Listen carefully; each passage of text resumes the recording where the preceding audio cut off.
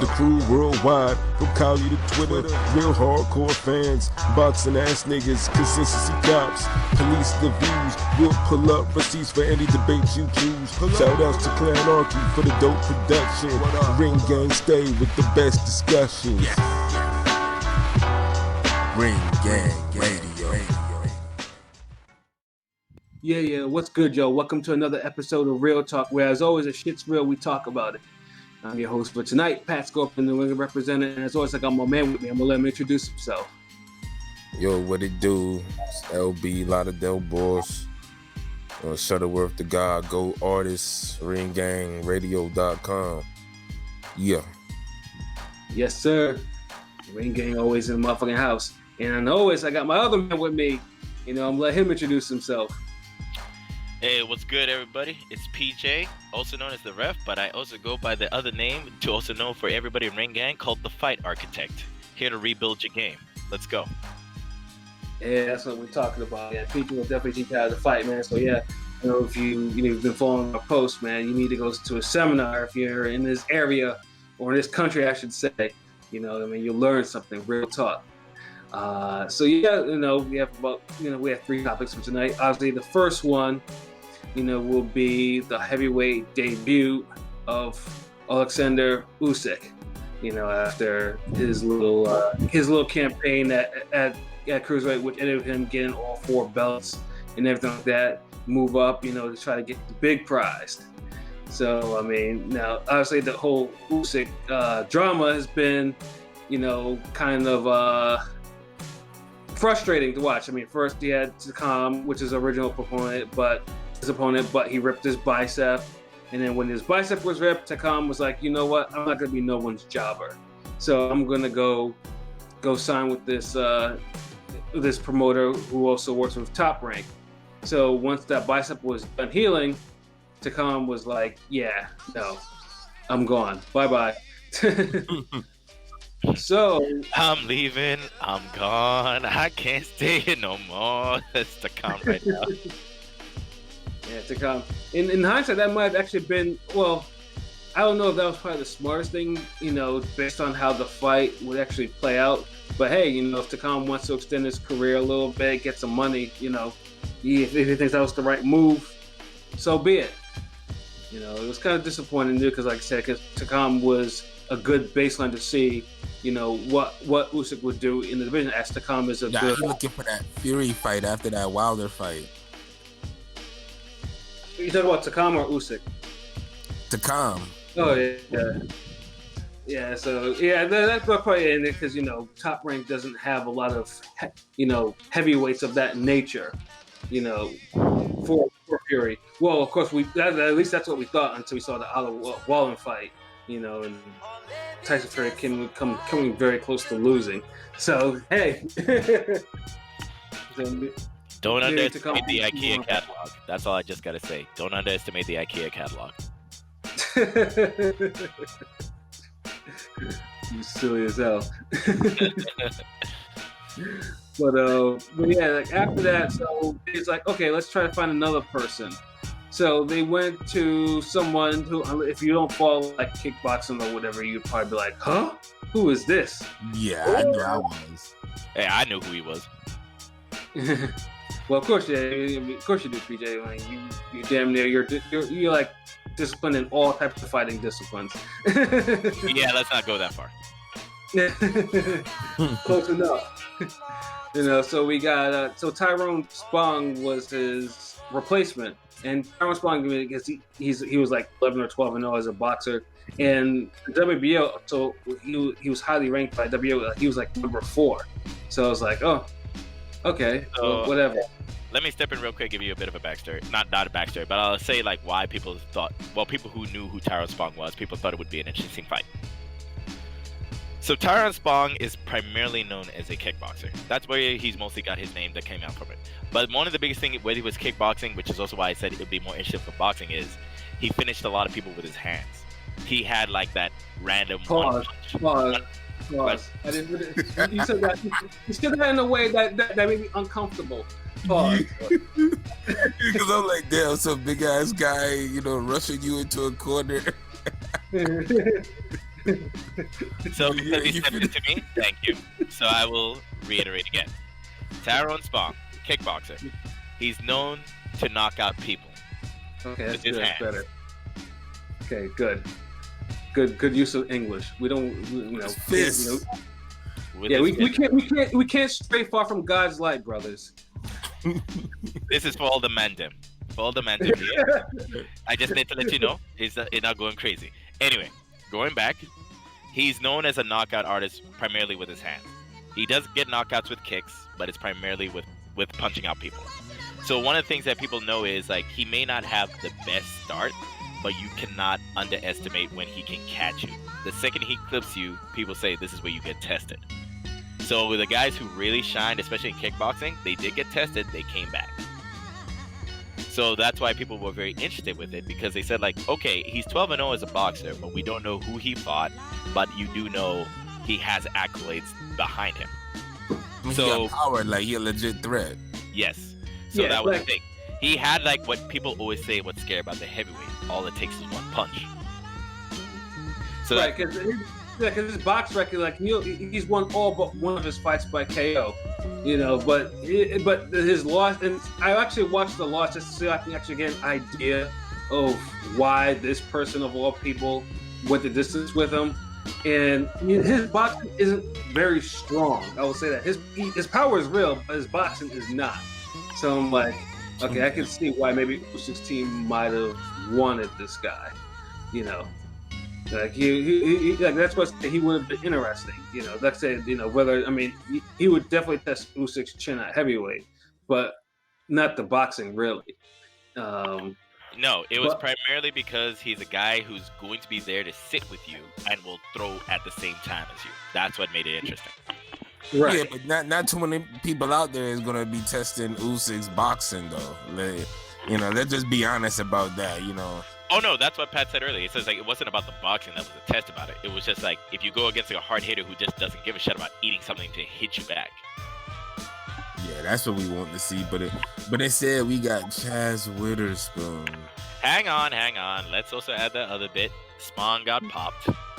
Yes, he got popped. I was like, no. It's funny too because I was actually considering. I was like, maybe I should fill out the form to actually go to Chicago or whatever. And then I decided, I'll just wait for for Philly. And then of course Spawn gets popped. I was like, God damn it! And he was popped for the clomiphene, which now I'm a hardcore gym rat, so I've seen all types of usage. Clomiphene is what roid users use to stop the feminization effect of steroid use, like bitch tits or the small nuts and other things. That's real. Yeah, it has a medical use and has a therapeutic. Yeah, I know, nigga. I seen the program. Yeah.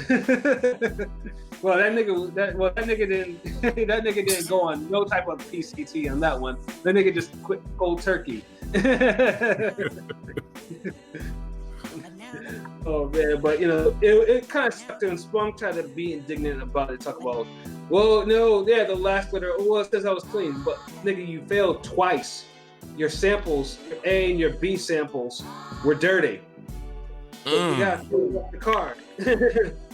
This dude failed his O-level exams before he even get to the A-level exams. God damn, I'm sorry for this dude.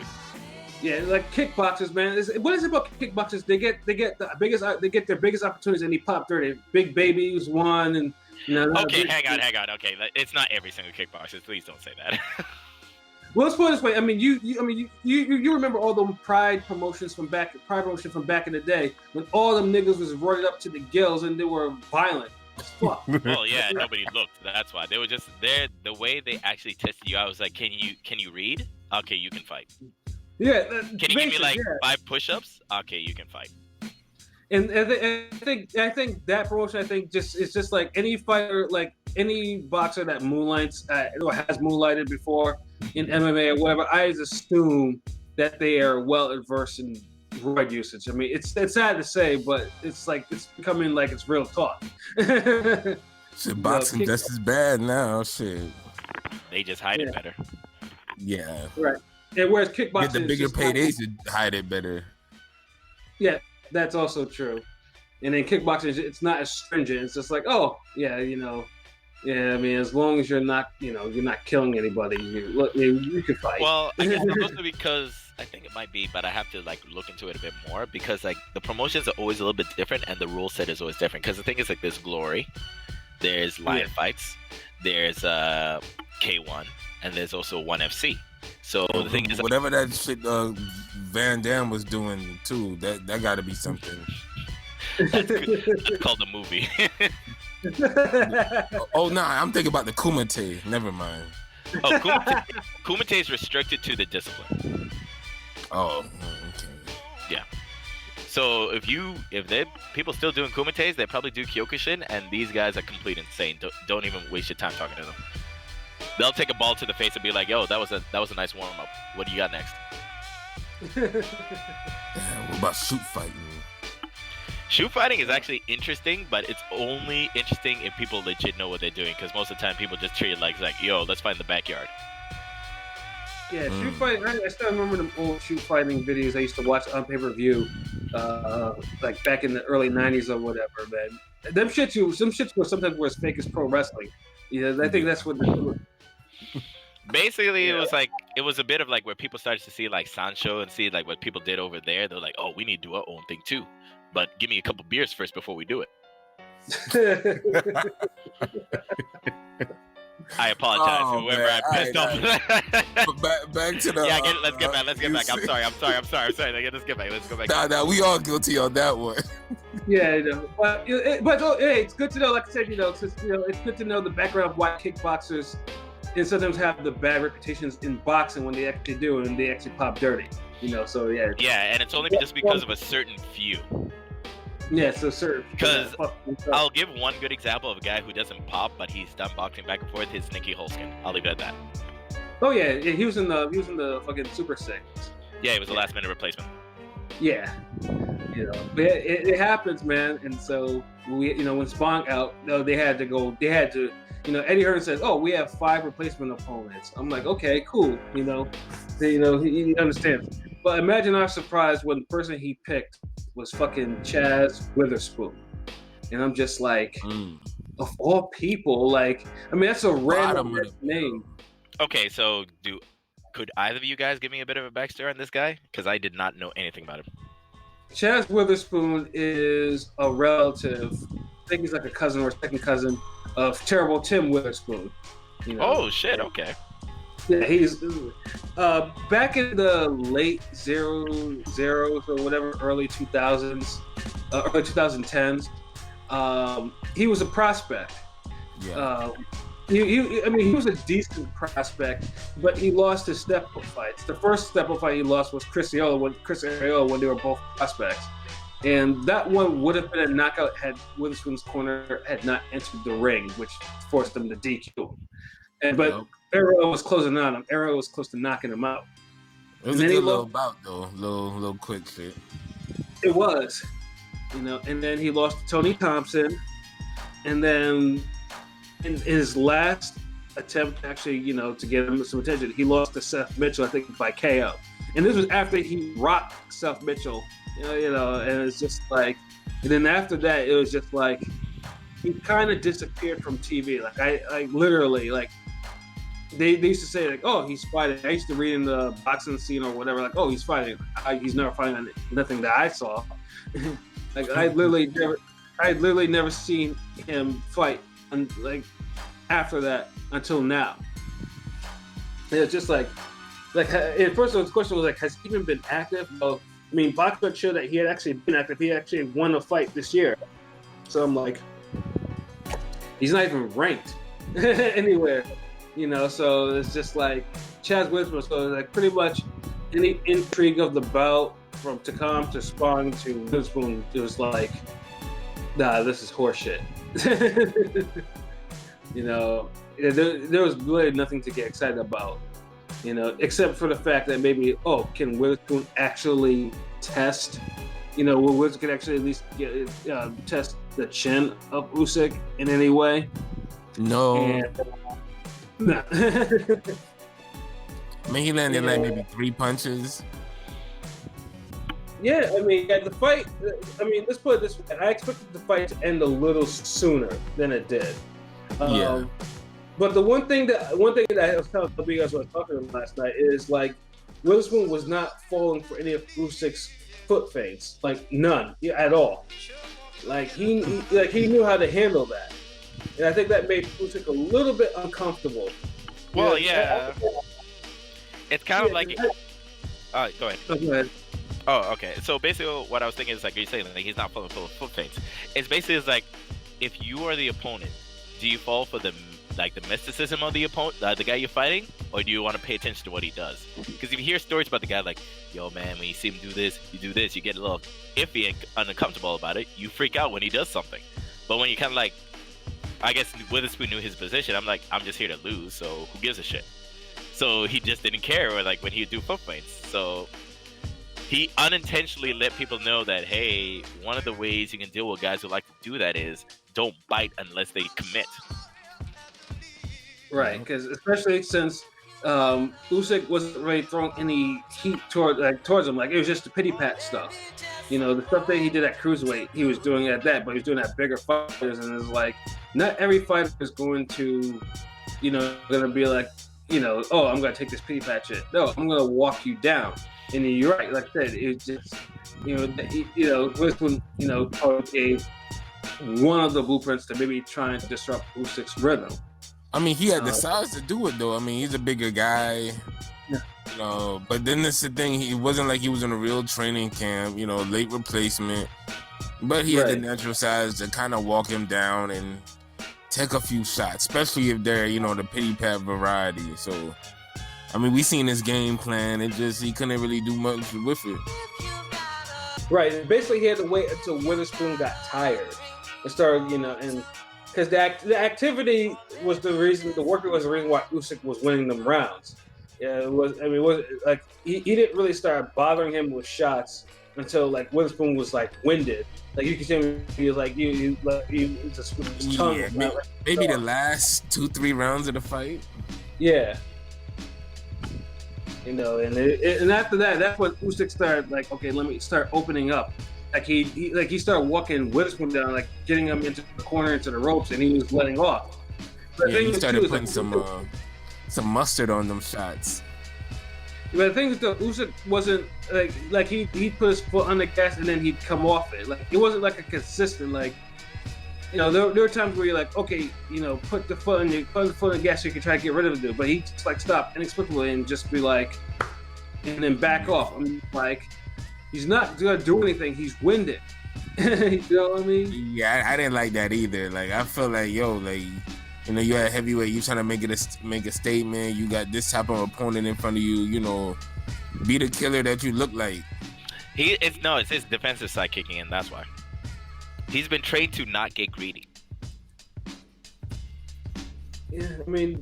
They say, like, somebody's been drilled a bunch of times, no, don't get greedy. Especially when it's his time to go up to another division, and he knows guys are clearly bigger. He's going to be cautious, even if he doesn't need to be. It's in the back of his head. Right, and then like I said, oh, go ahead. I was going to say, one of the other things is, like, a lot of us are watching from the outside in. So we're watching from the outside in. We can see, like, hey, the opportunity is there. We expect most fighters to get it, but otherwise, if they're thinking about other things at the same time, they will always delay for some reason or another. It might be because of what we're thinking about. It might not be at the same time.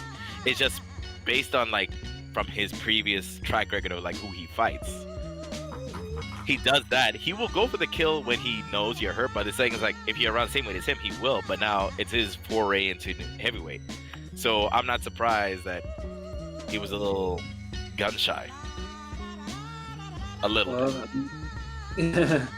Just a little bit, but I just feel that doing that could possibly cost them down the line. I mean, like I said, if you give a heavyweight just a little bit of time to actually recover from an attack, exactly.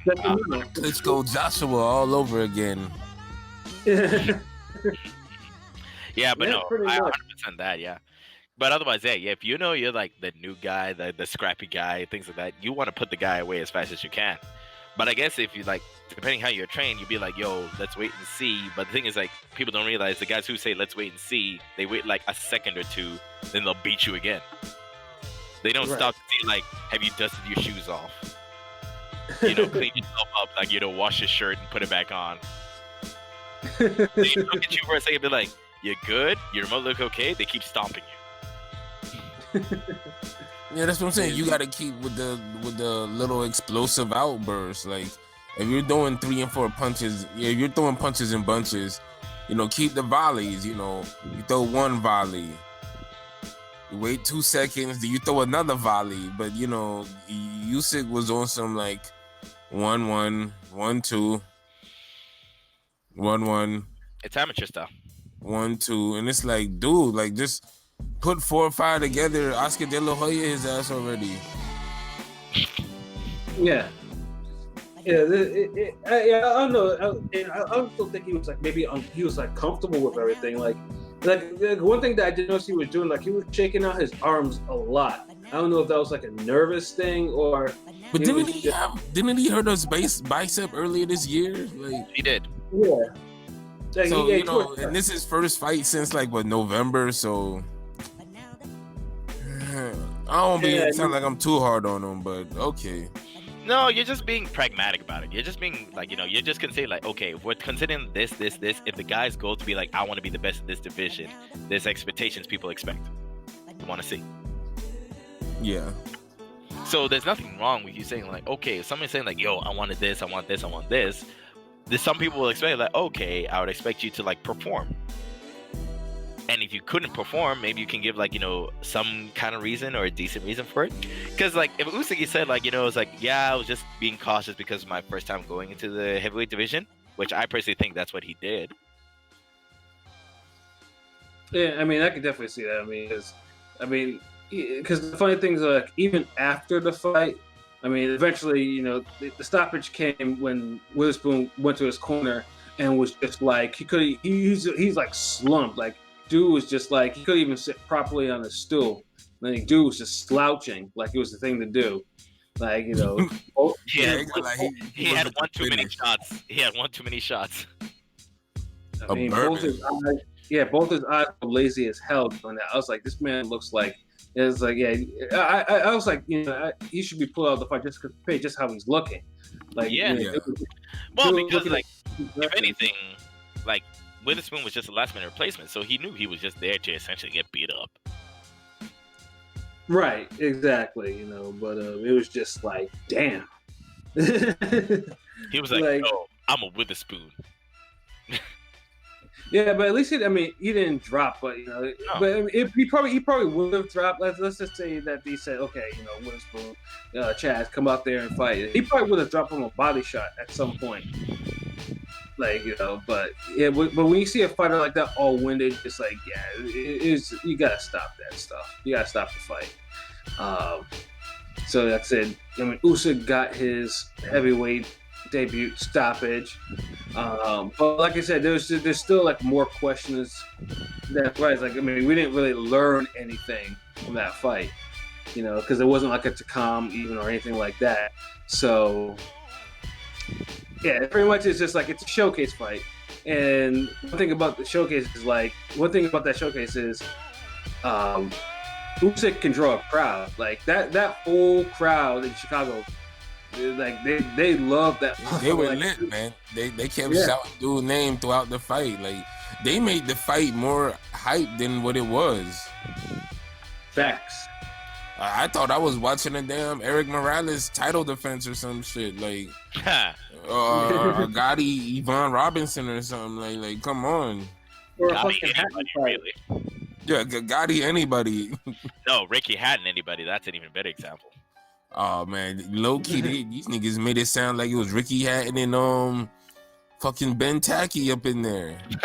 Y'all remember that fight, my man? Yeah. They was when that Blue Moon came on. They were chanting. Wow. Yeah, they were chanting absolutely nonsense, and that's how it was with Usyk.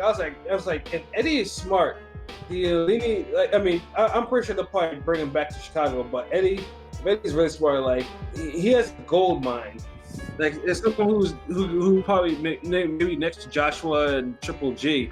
Well, I mean he doesn't really control Triple G, but he has a goal line with Usyk. Well, keep Usyk busy though, man. Don't have him on that Joshua two fights a year bullshit. Like, I feel like he need to get Usyk another fight by like January, and then Yeah, so I 100% agree with the LB. Keep going. Because like the way Eddie Hearn's been doing with some of his stable fighters, it's not working out. Usyk is the kind of guy who's ready to fight anytime, anywhere. I just don't know if Eddie Hearn's the kind of guy who might realize like, hey, I got a guy who just needs to like, keep him busy.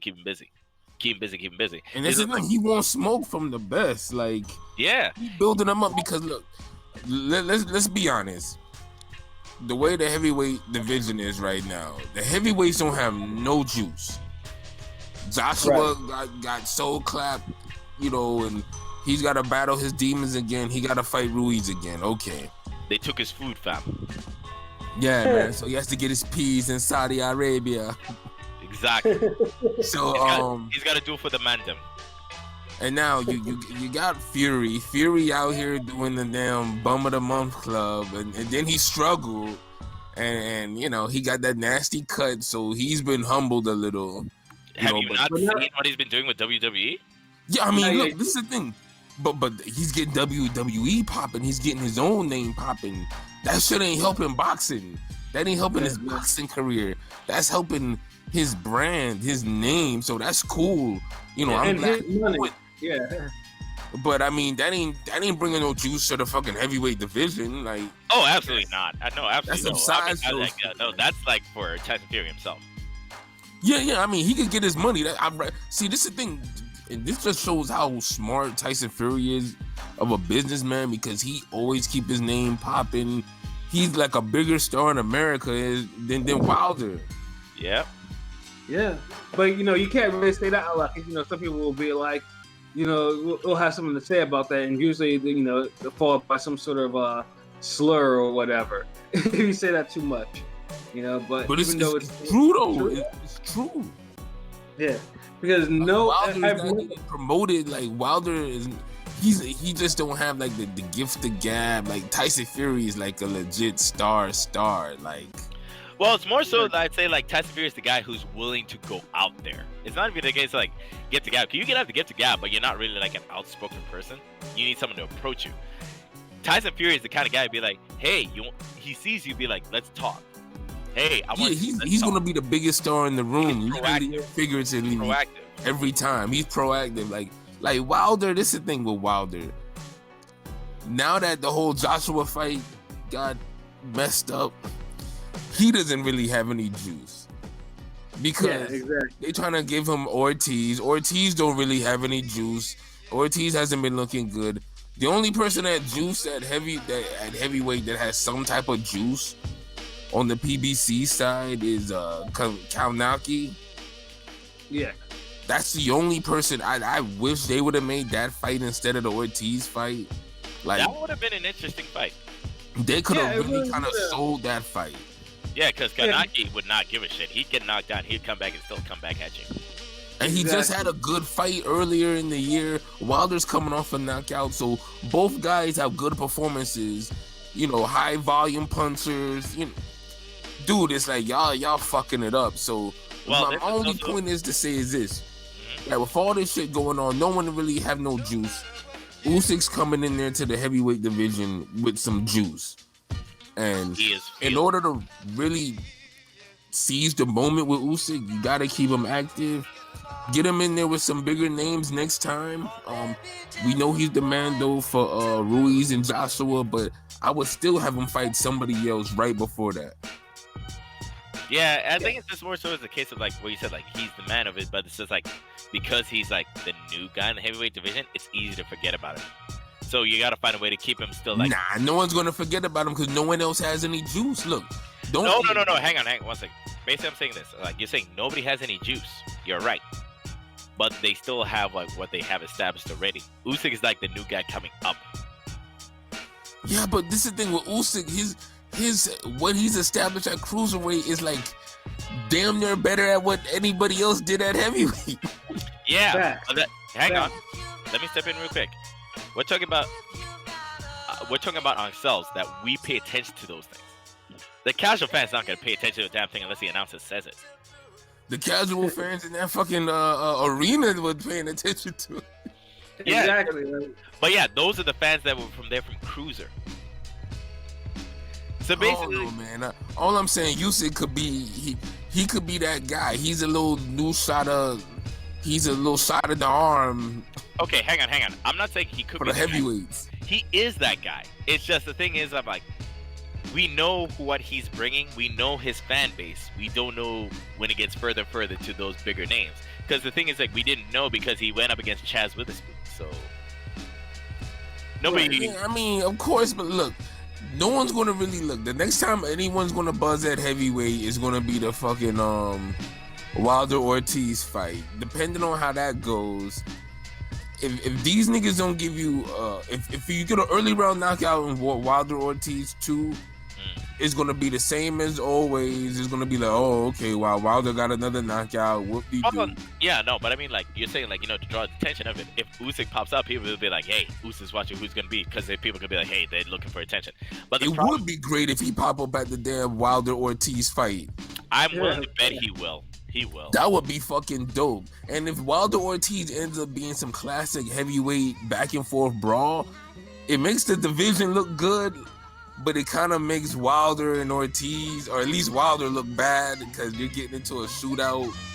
So, I mean, his name ain't going to be buzzing. Like, the Usyk could really come and take his shine. Joshua Ruiz is like the final fight for the year for heavyweights. And that's going to really solidify who has the juice at the end of the day for the heavyweights. That's the most important fight. Whoever wins that fight is going to be the man coming into the next year. Yeah. Right. And Usyk's going to be that guy. He just needs to stay that guy who's like, look, I'm not the man, but y'all know I can be the man. Yeah. Right. So all Usyk needs to do is just show up. But I think Usyk too, because he was like champion of recess or whatever, so he's the WBO mandatory. So pretty much whatever between Ruiz and Joshua will have to deal with Usyk at some, probably sooner than later. So that's the fight he should show up and watch. Yeah, he just showed all of them. He got Wilder Ortiz. He got that one. He could go there first. Yeah. Then he could go and Ruiz Joshua shit. Yeah, and the best part, about Usyk is he doesn't do like, people do like, oh, let's go yell at each other. He's just gonna stare at you. Or say, I am feel. Yeah, exactly. I am feel. Yeah, he actually said this in his interview last night. I actually have been rolling. First time I heard him say I am feel, and he knew right away after that first thing, people realized how popular it was. He now says it now because he knows it's a meme now. It's like, I am feel. I am very feel. It's his eyes that scare. Don't tell me that's the new saying now. We done with to this day. No, I'm still hanging on to this day. I'm still hanging on to that. And then what else? Tyson Fury has the you big bum, big dosser, like that's his catchphrase. Or you big bum. Your big bum. Joshua don't have a catchphrase. He just win, unless last time. Yeah, not every heavyweight has to be verbose. You know what I'm saying? Like, No, Joshua is not a big. It helps in this day and age, bro. Yeah, but Joshua's never been a big talker ever. Yeah. He always rides off the opponent, and that's against him. But otherwise, no, he's never been much of a talker. Yeah, sometimes you gotta have he don't have no gimmick. He just straight fades. Like, he work humble. You know what I mean? Like, let's put it this way. In the thing, he just provides a foil to the other fighters that be talking, like to a Fury or to a Wilder. Ruiz don't be talking either. And Usyk, like I said, he needs to. Ruiz been running his fucking mouth with them damn Joshua quotes. Yeah, man. The robot and all that shit, and I'm not fighting in Saudi Arabia. Nah, Ruiz, but he don't win Hollywood. Nah, fuck all that. Yeah, he got money now. He's tucking off money. Yeah, all these niggas once they get, they start getting Hollywood. They think of that money May. I'm like, you're not money May. Sorry. Yeah. You had the money made that fought in an airport. You had the money made who fought people in the middle of nowhere. Well, I mean, obviously we'll see with ways, see how he performs to see if all that gets to him, or or if he repeats it, then I'm like, hey, let Ruiz, cook. He wants to go buy big ass houses and shit, and celebrate his birthday with women naked on some sushi. Let him. Funny part is, like, a lot of people said, like, for what he's been spending, they said it's not even been that much. He just like does like a party for like his relatives, and that's about it. And so like people are kind of curious because like, so what's his training like? Because he doesn't talk much at all. When you actually talk to him, he doesn't say much. And that Ruiz gets it in the training. That's like for a guy his size. I mean, if he got it in, he wouldn't be that size, bro. Like let's. Yeah, you know how I feel about fighters that are not conditioning. Nah, I'm gonna just call it 100. But I'm just saying, like, he has been talking more and been more confident in talking shit. There's nothing wrong with him being Hollywood as far as balling out. No one's saying you got to be Money Mayweather. I'm not even calling him that either. No. He's his own man. He's balling. He's doing his thing. He's just Ruiz. Just make sure, fight time come, you do it again. Mm-hmm. That's all it is. Like, you could be the man. Because right now, since nobody at heavyweights buzzing, Wilder then gave up the fucking $120 million payday, gave away the DAZN money. Ortiz gave away the DAZN money. Ruiz, I guess he ain't had a stature to refuse it, so he took it. He got the bag. He about to get the rerun, the rematch. As far as Wilder, I don't see anybody else getting a crazy big Joshua sweepstakes bag.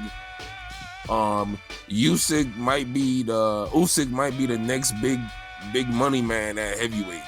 He is. Exactly. It's not a question. He is. Unless he fucks up. He is. Yeah, and that's what I talk about fucking up. Like, even like, if someone hit me to watch his post-fight interview, and Usyk's face was pretty marked up, most surprisingly, for someone who didn't really take a whole lot of punishment. Yeah. Yeah, like, I mean, dude looked like he actually went through a war. And Chazz Witherspoon, I mean, he's a heavyweight. Obviously, all heavyweights pretty much can, with the exception of Zuri Lawrence, can actually hit pretty hard. Yeah. That's a throwback name. But that's the one thing that made me scratch my chin a lot, because Witherspoon didn't really touch him like that, and dude looked like he was really in a fight. He's probably like GSP with soft skin tissue. He just scars easy. That might be it, but I've never seen that messed up in any of his other fights. I don't even remember seeing GSP like that either, though. But I know what you're saying. But damn. So it's gonna be pretty much like, whoever you put him in with. I mean, do you either put him in with a heavy hitter, so at least if he does take an L, I mean, at least it's, it's someone that's respectable, or do you keep feeding him a jobber, and a jobber, upsets the apple cart, and then you have a horrible situation where he would have to run it back. and all that. He got some names. I mean, look, he can run it back with Michael Hunter. He got Povetkin. They got some names out there for heavyweights. They just no more Chazz Witherspoons, no more bottom of the barrel, Right. Not unfinished creative Usyk would say no to that. Usyk would say no to the bottom of the barrel. He would say no to that. Yeah. But even then, I don't blame him for the Witherspoon fight. I mean, like I said, it was the third replacement. Yeah, it was a late replacement. I understand that, but that's it. Next time, you know what I mean? Like if he actually, if that was his original point and he actually trained for it, then I'd be like, yeah, dude needs to take it very carefully. Be very careful. Go around fucking around with these heavyweights, But yeah, I mean, that's pretty much the only thing I take with it. Like, we just have to see what his next fight's going to be like, and there's going to be more improvement as he's acclimating to the heavyweight division. Yeah. But the big fights are definitely big for him. They're there, just depending on whether or not they want to actually risk it. Like, let's just say if he the WBO mandatory, and he's facing either Andy Ruiz or Anthony Joshua. You know, if they actually want to take a big risk in getting that fight. You know, but yeah, it remains to be seen. But yeah, Usyk definitely has some juice in the heavyweight division right now. I mean, and you know, as soon as Usyk learns English, it'll be a wrap. Yep. Learn English and take over, man, because your only competition for speaking is like Fury. Exactly. Wilder's non-talking ass, damn. To this day. All the time and shit. You know, I mean, at one point I was like, damn, Wilder. You know, he seemed like he was outgoing, speak, but now I feel like he talks too fucking much. He's up there now. That's why. Yeah, but I think he like you really get the feel like he likes hearing himself talk, and like when he's not talking, it's like he's just like, damn, let me talk again, like yeah, I don't know. That just like it's a big difference from last year or a few years ago. Like, wow, damn, this nigga won't shut up. Like, okay. Yeah, I guess it's bad when you're not getting the fights you want to see. So every nigga who's talking seem like they talking too fucking much. Well, I mean, they have to get attention to their fights. I mean, if they're not fighting the fights that they're supposed to be fighting, you gotta get the attention. You know, he's fighting Ruiz. You know, he's fighting Ruiz. Not Ruiz, Ortiz again. So, yeah, talk some more. Yawn. Next. Yeah, heavyweights, man, you gotta love them. But